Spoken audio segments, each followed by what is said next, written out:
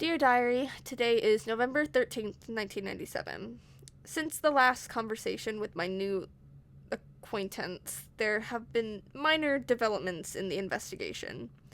Olivia came over yesterday after school. She's been calling occasionally to plan, but we want to try and map out an exact route, so we figured it'd be best if we had a place to work together in person. It was fine. Professional. Mom wasn't home, as per usual, so we had the place to ourselves. Sometimes I forget how rich Olivia is. She called our house cozy. Honestly, with her, it's hard to tell whether she's being passive-aggressive or if she's just being honest. Besides, it went okay, I guess. I didn't completely hate working with her. She's proven to be actually helpful. This is pleasantly surprising. I honestly expected her to be a huge distraction. She seemed almost as serious as I am about this. It's a nice change of pace. The only other person I've ever met who helped me like this was... Speaking of her, we got an A on the project. I honestly didn't know that tape recorder turned on in class like that. It must have gotten jostled in my bag and turned on by mistake. I should really delete that footage. It's not like it's relevant to any part of the investigation. I don't miss her. I don't. Honestly, that conversation solidified that she hasn't changed at all. She's just as selfish and ignorant as I remember her being. That project was hell to work on with her. After that, we just worked individually, only talking to compare work and edit, but I could tell she wanted to talk again. There's no point. We keep arguing about the same stuff and we never agree. She just needs to accept that we'll never be friends again. Just like I have. She just has to move on. This is pointless. I don't need to justify myself to anyone. Definitely not a recorder. Back to actually relevant information. We got another account today. I briefly read it over before starting recording, just to make sure it wasn't another joke submission. It seemed legit, unless some kid is really dedicated to pranks. Okay, found it. Jesus Christ, I forgot how messy this was. It looks like they erased it and rewrote it over and over again. How do you even start one of these? Hello? Hi. I hope that whoever is reading this is having a good day. I'll try to make this story brief, but honestly, I'm so confused and so much has happened, and I'm just going to apologize right now if it's too long. Oh, yay. They ramble. My lucky day. I've always wanted to be prepared for college, you know? No kid here wants to go to Blackwater Community College.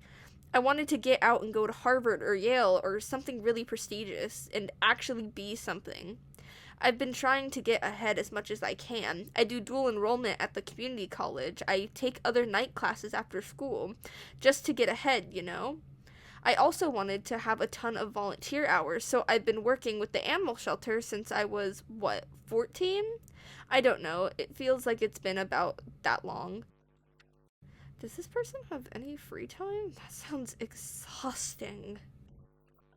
Anyways, I love working at the shelter. All of the staff have been so kind, and I've always loved animals. When I was younger, I wanted to be a vet, so this was really an ideal situation.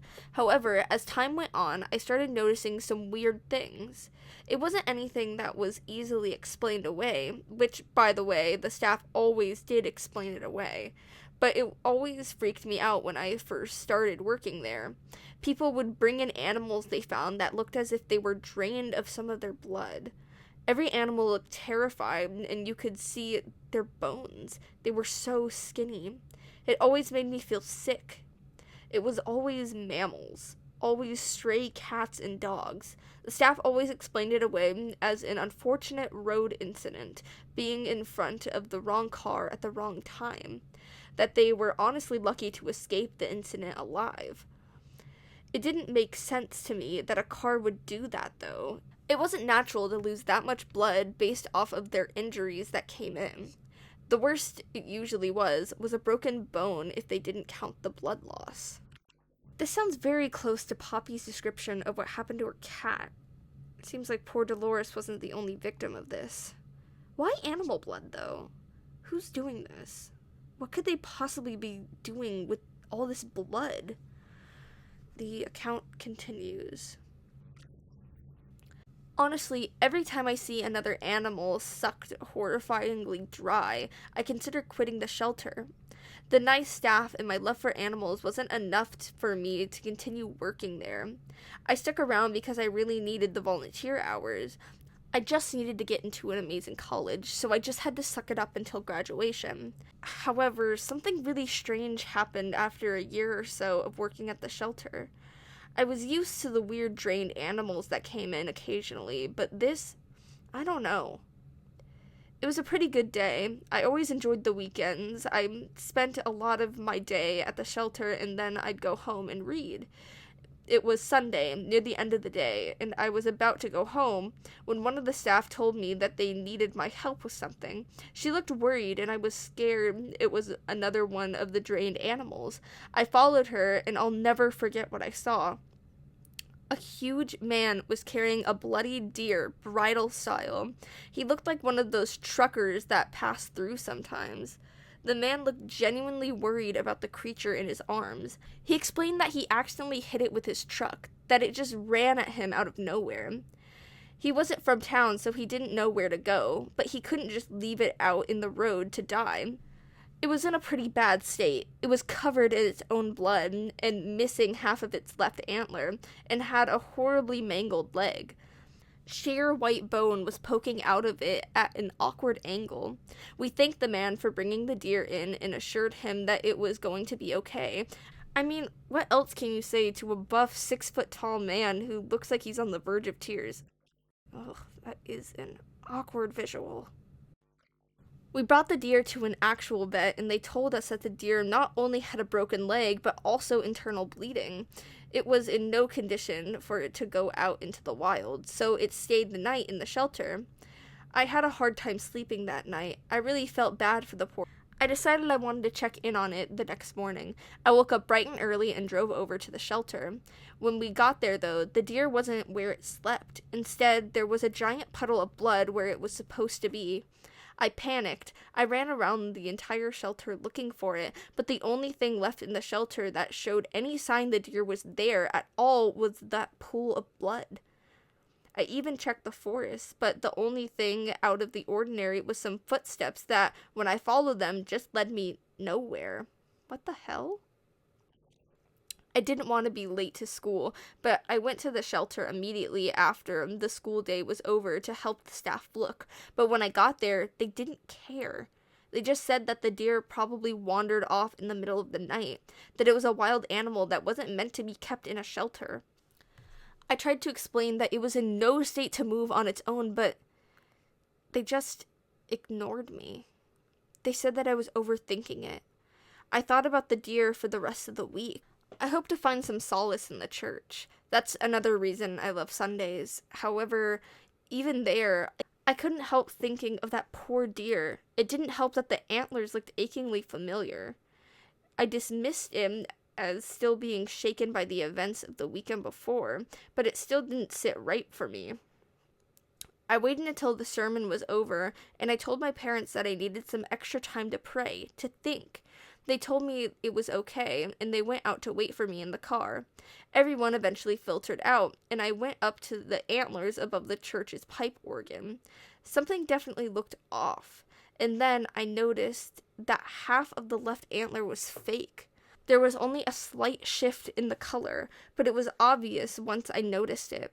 It was definitely painted over. I don't know what that means. I don't know what any of it means. The church hasn't made me feel secure since. I don't want to think they're behind what happened to that deer, but I don't really know what else to think. I don't know what's going on anymore. I don't know who to trust in this town anymore. I graduate this year, and let me tell you, I'm glad to be gone. This is a great lead. I'll definitely show this count to Olivia tomorrow in math.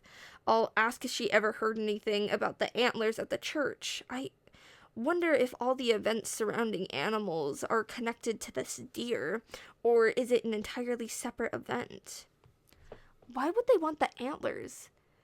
what is it with the blood? The church break-in will be good for searching for people, sure, but maybe it can help us even more than we thought.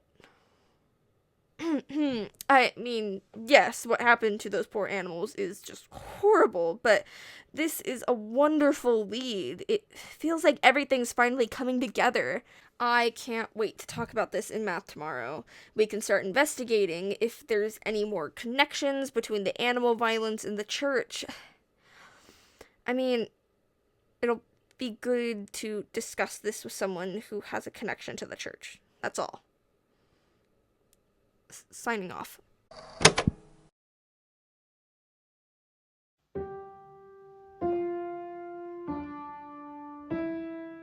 Hi everyone!